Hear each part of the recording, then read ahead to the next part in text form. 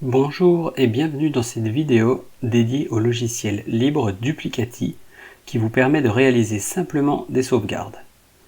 Je suis Gaël du blog Libérez votre informatique. Je suis ingénieur informaticien depuis plus de 20 ans et j'ai décidé de créer le blog libérezvotrinformatique.fr pour vous faire découvrir des logiciels libres afin de vous simplifier le quotidien.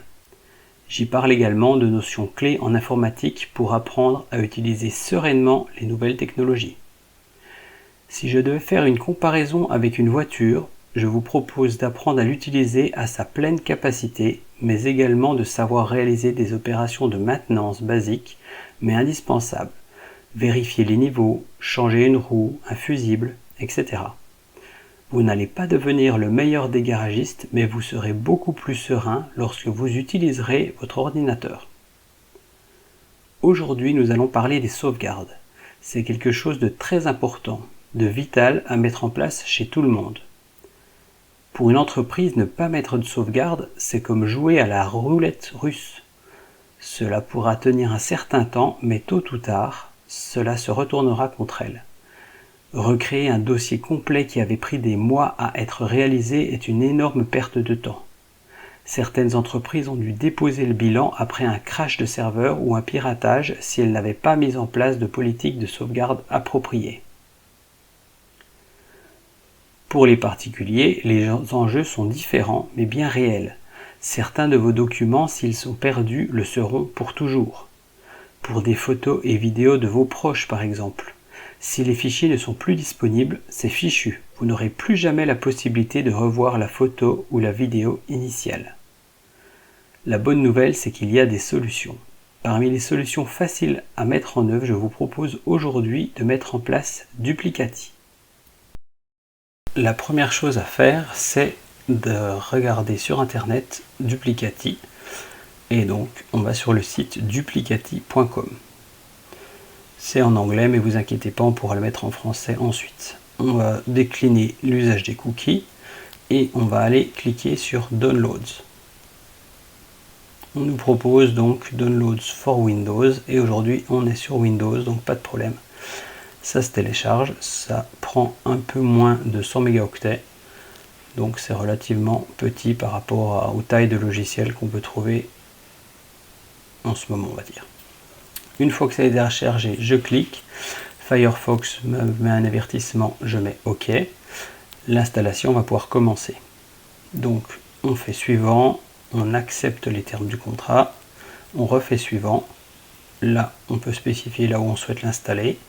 Je laisse les valeurs par défaut et je clique sur Install. Alors, c'est en train de s'installer, c'est relativement rapide. Et normalement vous allez avoir un écran de confirmation à un moment donné. Bon, ça n'a pas pris au niveau de la capture vidéo. Et donc là, on va cliquer sur Finish.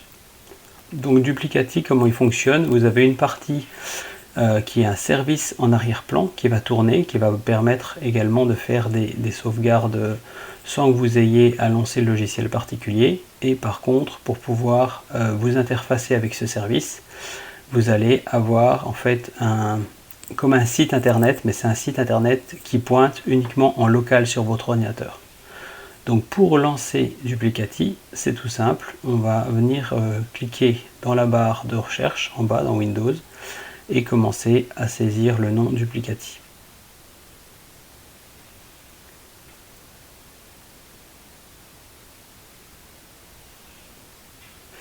Voilà, je clique dessus et donc là on va voir que c'est bien un nouvel onglet dans mon navigateur qui s'affiche. Donc là vous aurez peut-être un avertissement au début, moi je ne l'ai pas parce que j'ai déjà installé, donc vous déclinez l'avertissement et on va tout de suite aller dans Settings et on va changer la langue. Donc vous commencez à taper français ou vous allez sélectionner dans la liste des langues French et donc voilà, on a le logiciel en français. Donc on voit que pour l'instant on n'a pas de sauvegarde, donc on va venir cliquer sur créer pour créer une nouvelle sauvegarde. Donc on ajoute une nouvelle sauvegarde. Donc on spécifie un nom pour la sauvegarde, comme par exemple sauvegarde de mes documents. on va créer un mot de passe. Donc c'est par défaut chiffré avec AES 256 qui est très puissant comme chiffrement. On peut éventuellement mettre none, ce qui correspond à aucun chiffrement. Et on a aussi une troisième option de chiffrement qu'on ne va pas utiliser aujourd'hui. Donc là, on met un mot de passe. Alors, on a une information très importante en bas de page qui nous dit que il faut que soyez sûr de ne pas perdre le mot de passe parce qu'il n'y aura pas de retour possible. C'est pas un service web où vous allez pouvoir dire j'annule et je restaure, enfin je crée un nouveau mot de passe. Là, c'est vraiment le mot de passe qui servira à chiffrer vos données. Et donc voilà. Alors ensuite, on va venir sélectionner destination. On voit qu'il y a vraiment énormément de destinations possibles. Beaucoup de services web sur le cloud, etc. Nous, on va venir choisir ici système de fichiers local.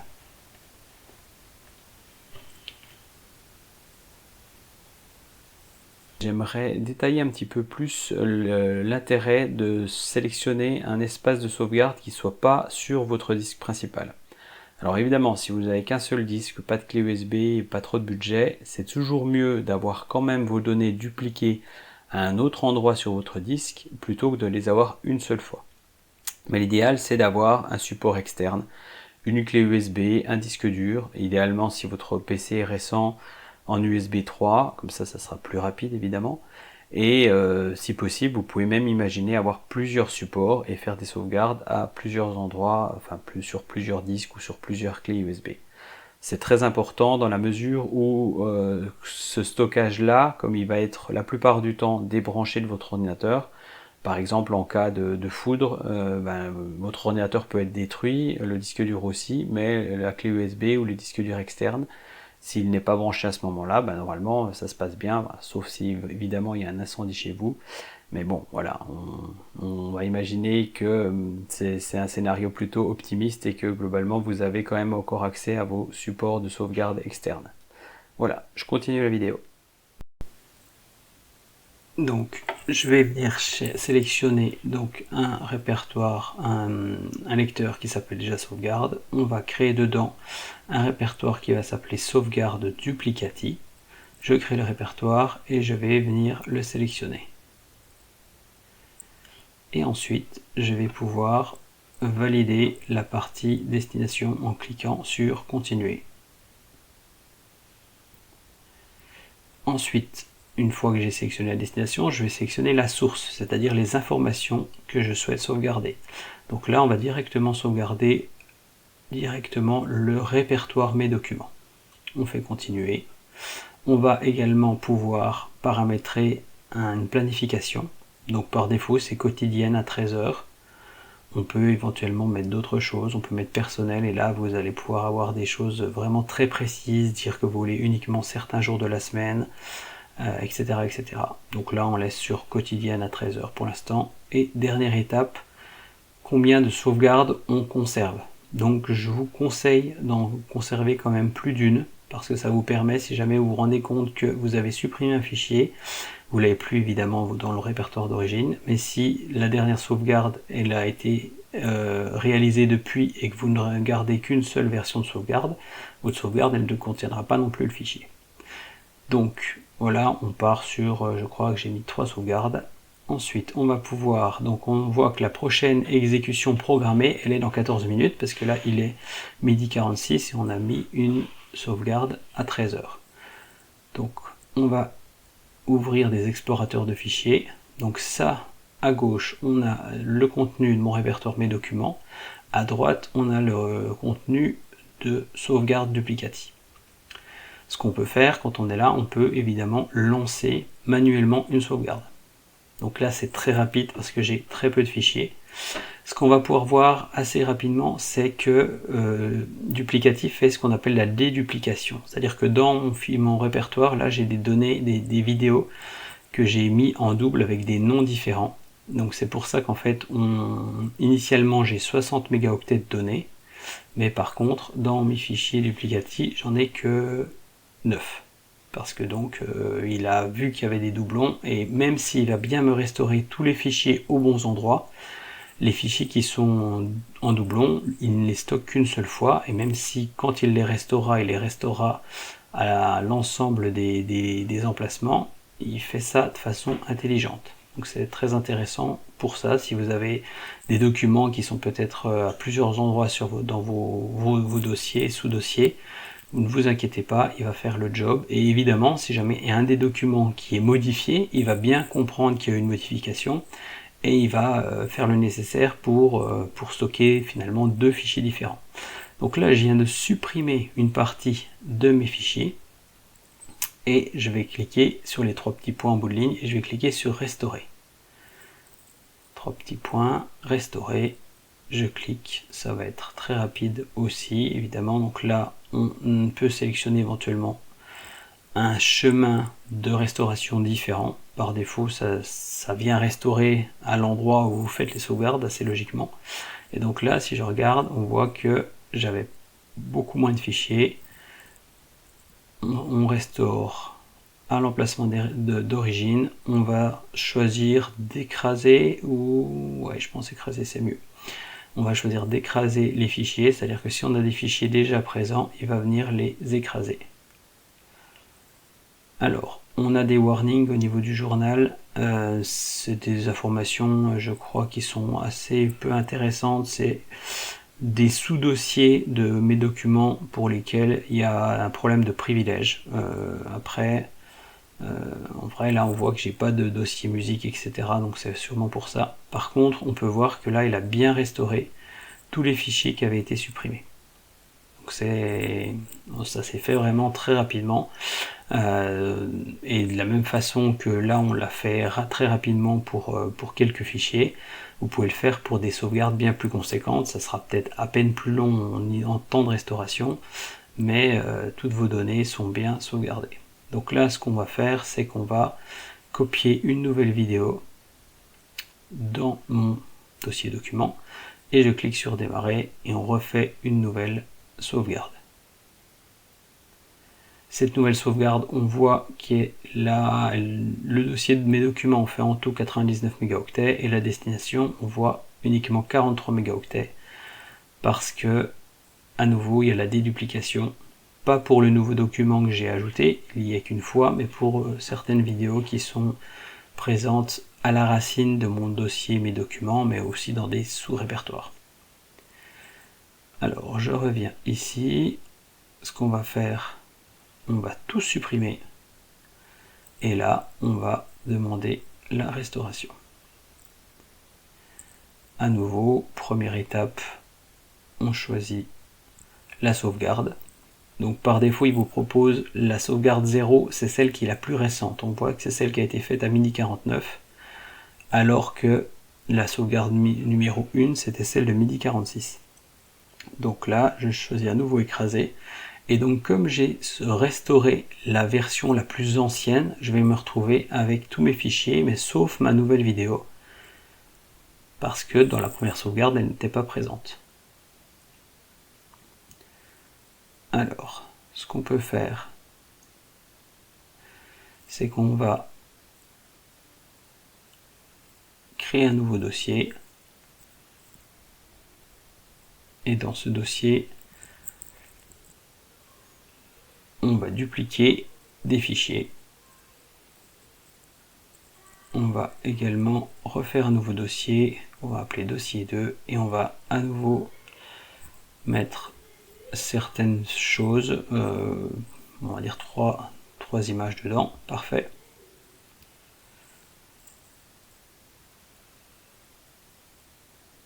Maintenant c'est OK, on va pouvoir relancer la sauvegarde. Donc là on a bien trois versions de la sauvegarde qui sont exécutées. Donc là on a 60 mégas en source, on a 43 mégas en destination. Alors dans le dossier duplicati, chaque fois qu'on a une sauvegarde, on a trois fichiers qui correspondent à ça. Donc ça c'est sa mécanique interne. Par contre ce qui est intéressant, c'est que c'est des fichiers que vous pourriez exploiter avec éventuellement d'autres logiciels que Duplicati. C'est des logiciels standards qui sont utilisés, donc vous ne serez jamais bloqué, vous pourrez toujours exploiter vos sauvegardes, même si dans le cas où un jour il y a un problème avec Duplicati. Là, ce qu'on va faire, comme il est 12h52 et puis je voudrais qu'on avance un petit peu, je vais régler la prochaine sauvegarde automatique à 12h54. Donc, je soumets et là, on voit que la prochaine exécution programmée, elle est bien dans 2 minutes. Donc, on va un petit peu attendre.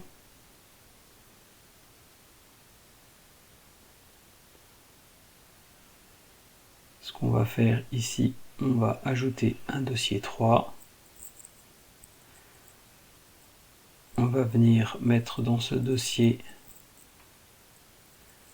la grosse vidéo de tout à l'heure.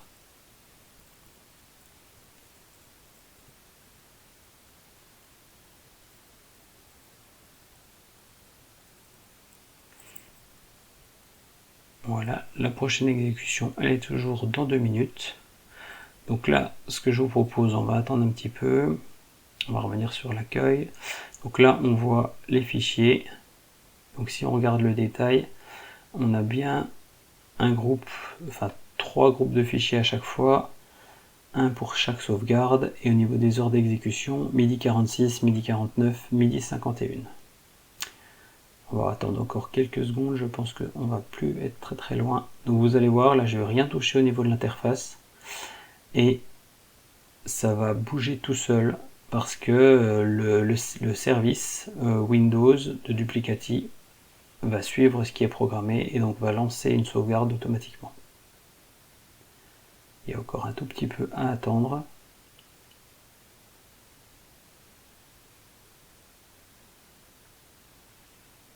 Voilà, hop. Donc là, on voit qu'il y a des fichiers qui se sont rajoutés.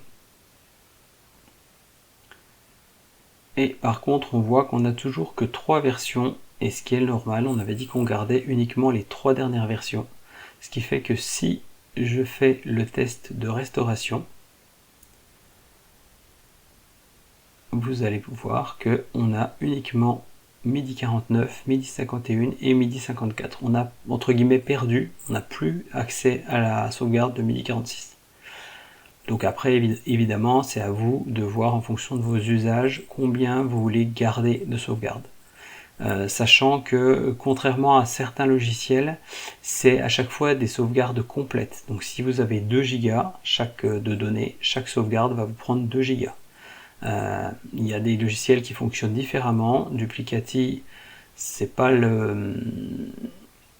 un choix de leur part de ne pas faire ça de façon, ça s'appelle incrémentielle, les sauvegardes partielles on va dire. Par contre ça implique une autre gestion, c'est-à-dire que le logiciel il doit savoir un peu où il en est, ce qu'il a déjà sauvegardé, ce qui a bougé, etc. C'est un logiciel peut-être un petit peu plus complexe à mettre en œuvre, mais plus puissant également. Donc voilà, on vient de supprimer, et pendant que je parlais, de restaurer à nouveau une sauvegarde, et ça se passe très très bien.